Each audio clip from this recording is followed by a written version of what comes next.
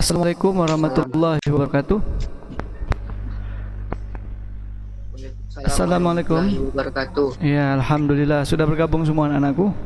Mohon maaf atas keterlambatan karena sinyal tadi lemah di sini ya. Jadi Bapak sudah setting sinyalnya, insyaallah kita akan bertemu dari pelajaran IPA pada hari ini. Baik anak-anakku, nanti cara absensinya sederhana sekali. Bagi yang daring bisa lewat e-learning, nanti video tampilan atau materi di e-learning kalian bisa komentari bahwa tanda kalian sudah baca, nanti di komentar itu Bapak akan ambil nilai absensinya. Begitu juga di sini, kini kita insyaallah akan direkam tentang kegiatan pembelajaran kita. Baik.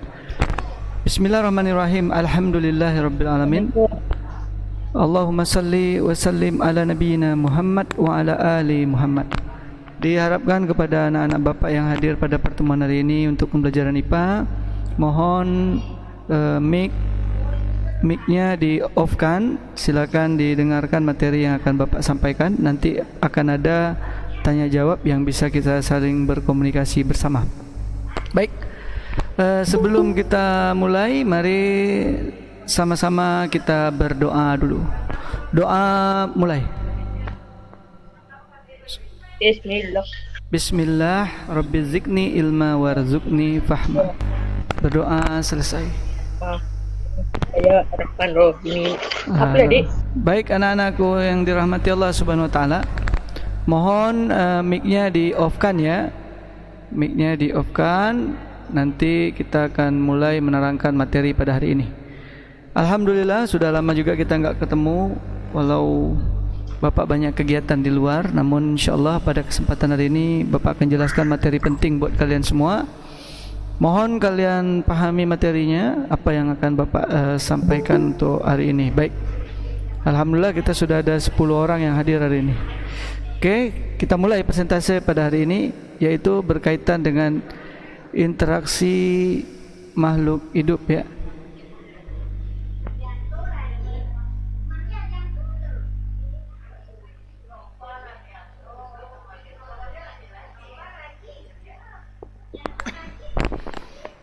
Yaitu kita akan bahas tentang interaksi makhluk hidup. Ini ada gangguan internet, mohon bersabar ya. Oke, sudah masuk lagi ya. Oke. Mohon maaf ada gangguan terputus tadi, jaringannya mungkin kurang kuat ya. Jadi harap maklum anak-anakku sekalian ya.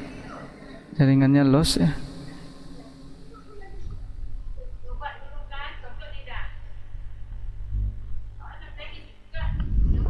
Ya Pak, ya Pak tuh. Ya, jaringannya lost ya, sabar ya.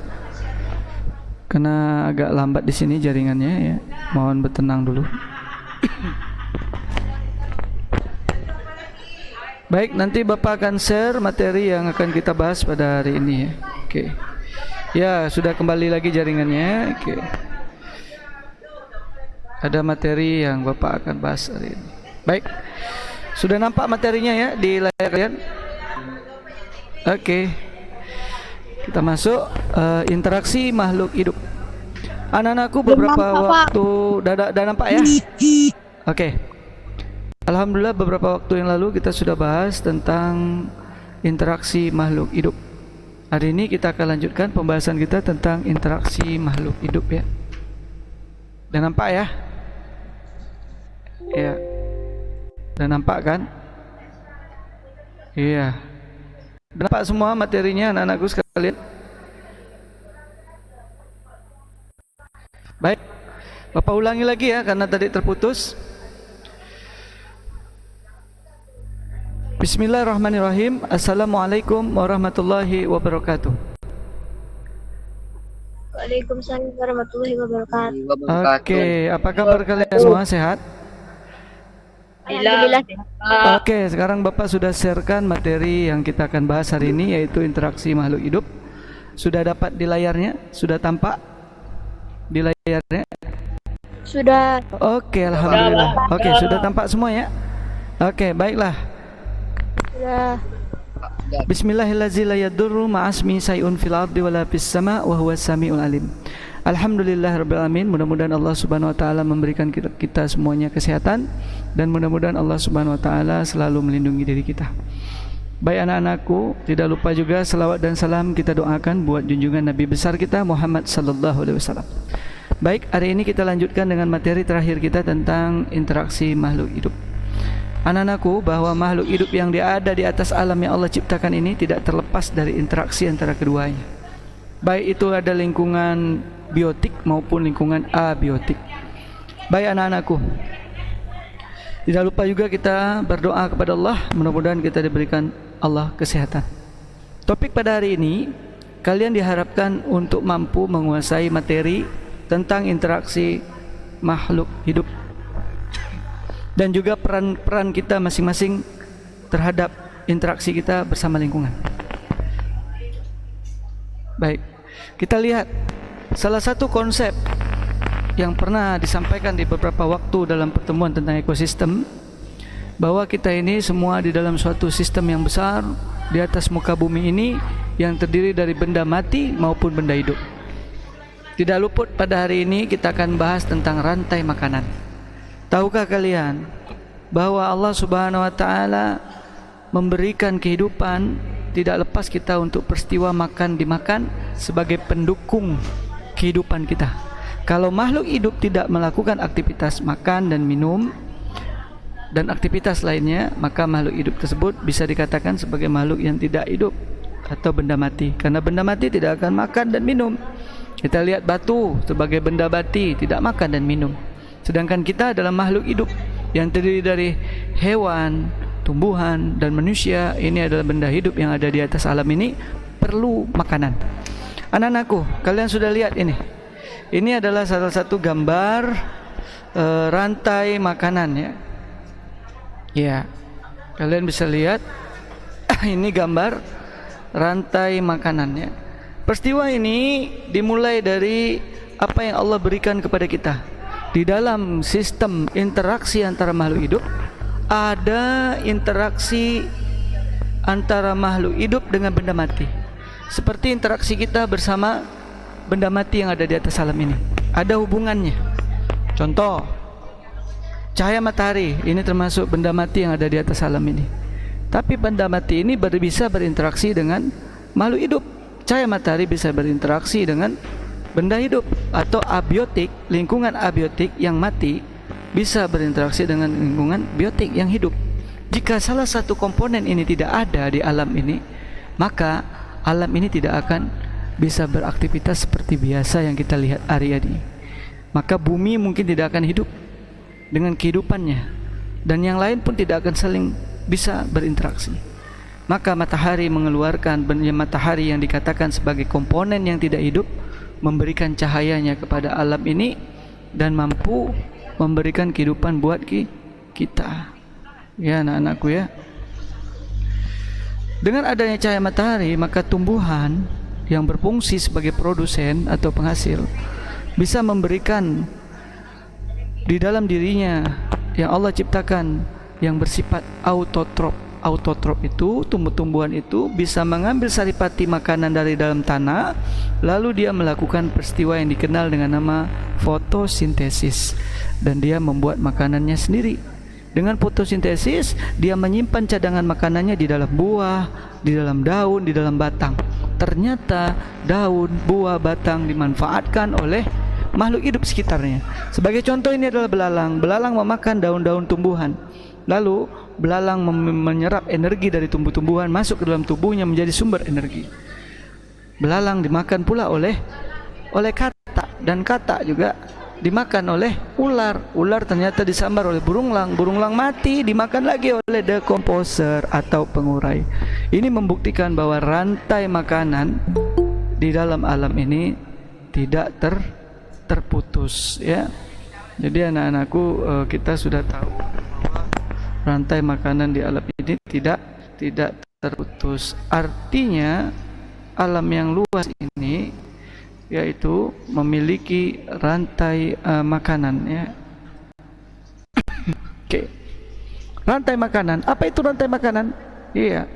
Rantai makanan adalah sebuah peristiwa makan dan dimakan antara sesama makhluk hidup dengan urutan tertentu. Ada urutan produsen sebagai penghasil, dan yang membutuhkan yang lain ini ada belalang, ada kodok, ada ular, dan ada burung elang. Ini dinamakan konsumen, pemakai. Dan di sini ada namanya detritus atau decomposer, pengurai. Ya, decomposer atau pengurai ya. Dalam suatu rantai makanan terdapat makhluk hidup yang memiliki peran sebagai produsen, konsumen, dan juga sebagai decomposer. Setiap tingkat dari rantai makanan dalam suatu ekosistem selalu disebut dengan tingkatan trofik ya. Jadi dalam suatu ekosistem ini ada tingkatan-tingkatannya, yaitu tingkatan trofik. Yang ini tingkatan trofik dikenal dengan nama produsen ya. Ada namanya organisme yang dapat menghasilkan atau membuat makanan sendiri, yaitu organisme ini dikenal dengan nama, ini dia ya, tingkat trofik pertama, organisme yang dapat menghasilkan atau membuat zat makanan sendiri, yang dikenal dengan nama tumbuhan hijau, yang disebut juga sebagai produsen. Kalau di dalam air laut, air tawar, itu dikenal dengan nama pitoplankton. Pito artinya tumbuh-tumbuhan, plankton artinya melayang. Jadi pitoplankton artinya tumbuhan yang renik, yang kecil, yang tidak tampak oleh mata, yang melayang-melayang di dalam air. Ya, itu di dalam air. Tingkat tropik berikutnya ada tingkat tropik berikutnya, yaitu organisme yang memiliki tingkat tropik kedua. Ada namanya konsumen primer, konsumen tingkat 1. Dari mana? Ini dia. Dari produsen ada konsumen tingkat 1. Ini dia, yang dikenal dengan nama konsumen primer. Ya, konsumen tingkat 1. Dan ada juga yang berikutnya, tingkat tropik yang kedua, dikenal dengan nama konsumen sekunder. Ini tingkat tropik yang kedua. Dan ada juga konsumen tingkat tropik yang ketiga. Ya, 3 itu yang mana? Ya, ini dia konsumen final ya, konsumen tersier ketiga ya. Dan ada konsumen final ya. Oke, anak-anakku. Selanjutnya organisme mendapatkan urutan tropik yang ketiga sering disebut dengan konsumen sekunder. Ini sekunder. Dan konsumen tingkat 2 ya, pada tempat oleh hewan-hewan karnivor, pemakan daging, dan seterusnya. Ada namanya tersier, tingkat 3 ya, dan ada juga tingkat final, konsumen final. Nah, ini semua disebut dengan rantai. Kalian tahu rantai? Rantai itu artinya tidak terputus. Subhanallah. Pelajaran apa yang kita dapat di sini, anak-anakku? Pelajaran yang sangat berharga. Jika kita di rumah kita ada tumbuh-tumbuhan, maka salah satu yang kita bisa ambil raihnya adalah pahala sedekah. Bagaimana? Ketika tumbuh-tumbuhan itu kita siram, berarti kita memberikan sedekah kepada tumbuh-tumbuhan. Ternyata tumbuh-tumbuhan yang kita siram itu, kita memberi sedekah kepadanya, yaitu berupa air. Air menjadi sumber nutrisi, sumber makanan yang bisa menyerap unsur hara padanya dan tumbuh di daun. Ternyata setiap kita siram tumbuh-tumbuhan, memberikan sedekah, pahala yang luar biasa, pahala sedekah yang Allah berikan. Lalu tumbuh-tumbuhan itu berkembang menjadi hijau, menjadi subur, dimakan oleh tumbuh-tumbuhan. Air nutrisi yang kita siram itu, selama tumbuh-tumbuhan itu hidup, selama itu pahala sedekahnya mengalir. Dan apabila tumbuh-tumbuhan itu dimakan oleh belalang, belalang memakan daun tumbuh-tumbuhan itu, selama belalang itu hidup, selama itu sedekah yang kita berikan pahalanya tadi dimakan oleh belalang. Selama belalang hidup, selama itu mengalir sedekahnya kepada belalang. Begitu belalang dimakan oleh kodok atau katak, katak makan menjadi daging dalam tubuhnya. Selama katak itu hidup, selama itu pahalanya mengalir buat kita. Dan katak dimakan oleh ular, selama katak itu dimakan oleh ular dan ular itu menjadi daging, kodok itu tumbuh dalam tubuhnya, selama ular itu hidup, selama itu pahalanya mengalir. Subhanallah. Dan apabila ular itu disambar oleh burung elang dan burung elang itu memakan ular tersebut, selama daging ular itu menjadi satu dalam tubuh burung elang, selama itu dia menjadi pahala buat kita. Ternyata burung elang itu mati, dan burung elang itu mati dimakan oleh bakteri dan jamur. Selama itu juga menjadi pahala buat orang yang bersedekah bagi tumbuh-tumbuhan tadi. Dan pahala ini terus mengalir bagi orang-orang yang bersedekah. Maka anak-anakku, ambillah hikmah daripada ini. Rajinlah kalian bersedekah dengan tumbuh-tumbuhan, dengan hewan dan lain sebagainya. Dengan hewan kalian bisa memberikan sedekah dengan kucing kalian di rumah, dengan anjing kepeliharaan kalian, dan dengan lain-lain yang kalian berikan. Subhanallah, ini semua menjadi pahala di sisi Allah Subhanahu wa taala. Anak-anakku, Mari kita jaga lingkungan ini tetap bersih dan jaga rantai makanan ini tetap utuh. Jadi apabila salah satu putus dari rantai makanan ini, maka rantai makanan yang lain akan terganggu. Ingat anak-anakku, yang namanya rantai tetap menyatu ya anak-anakku, tidak terputus. Oke. Ada yang mau tanyakan tentang rantai makanan? Bapak silakan. Halo anak-anakku, dengar? Ada yang mau tanyakan? Nggak ada, Pak. Nggak ada. Oke, kita masuk materi berikutnya.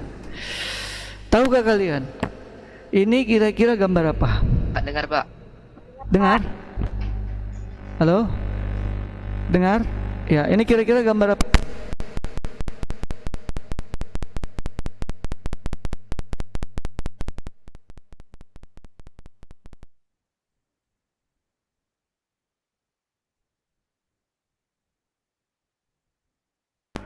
Rantai makanan.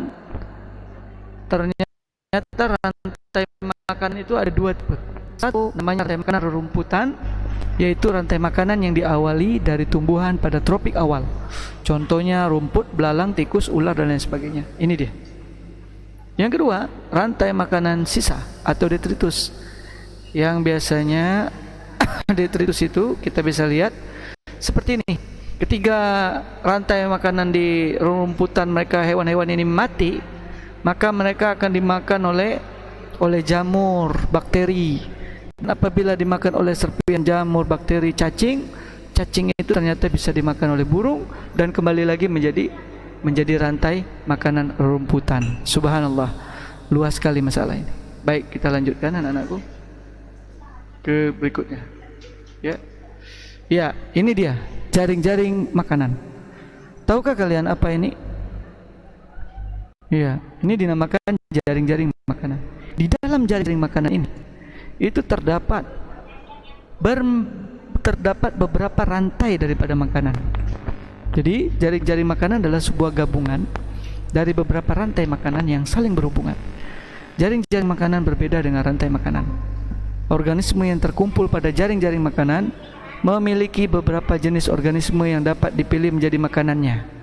Jumlah setiap tingkatan tropik juga boleh lebih dari satu organisme. Apabila salah satu komponen pada jaring-jaring makanan ini terganggu, maka keberadaan keseimbangan alam ini juga bisa terganggu. Maka anak-anakku, mari lestarikan tumbuh-tumbuhan yang ada di sekitar kita yang merupakan sumber pokok produsen untuk kehidupan organisme yang lain. Kita lanjutkan. Dari hasil dari rantai makanan, jaring-jaring makanan, maka terbentuklah interaksi-interaksi makhluk hidup sesama makhluk hidup. Baik, kalian tahu lihat gambar apa ini? Anak-anakku ada yang tahu gambar apa ini? Silakan, boleh kita diskusi gambar apa? Halo? Anak-anakku dengar? Ayo anak-anakku dengar enggak? Pak, dengar, Pak, tapi jaringannya. Iya, jaringannya agak putus-putus ya. Iya, Pak, sama Pak. Ya, dengar. Kira-kira gambar apa itu? Ya, ini gambar apa? Nampak kan? Gambarnya putus-putus, Sampai tak Pak. nampak Pak gambarnya. Putus-putus ya gambarnya? Ya, enggak masalah. Ya, Bapak bisa ulang lagi koneksinya ya, supaya gambarnya enggak putus-putus ya. Iya, kita ulang ini gambarnya ya. Ini gambarnya supaya nggak putus-putus ya. Oke, kita ulang lagi ya persentasenya. Coba kamu perhatikan gambarnya ya. Oke, ya Bapak share lagi nih gambarnya.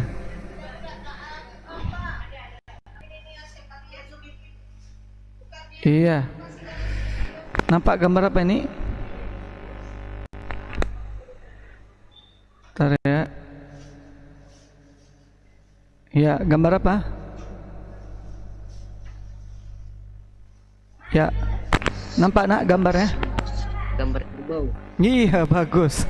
Gambar kerbau dengan burung. Iya. Nampak nanti. Oh, baru nampak cantik ya. Gambar kerbau dengan burung jala. Ya, ini salah satu interaksi. Interaksi simbiosis apakah ini? Siapa yang tahu? Silakan, coba simbiosis apa ini?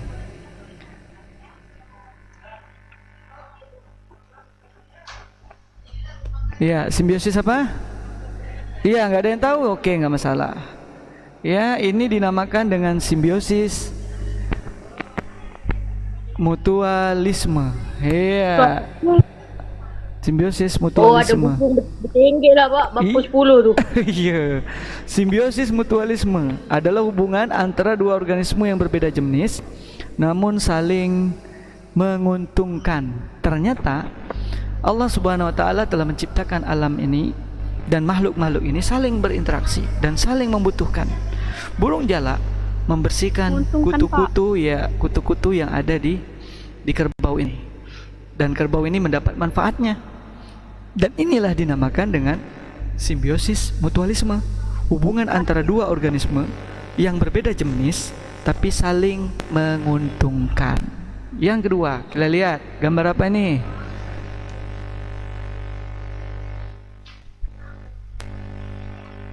Oke, ini adalah gambar ikan hiu dengan ikan ramora ya.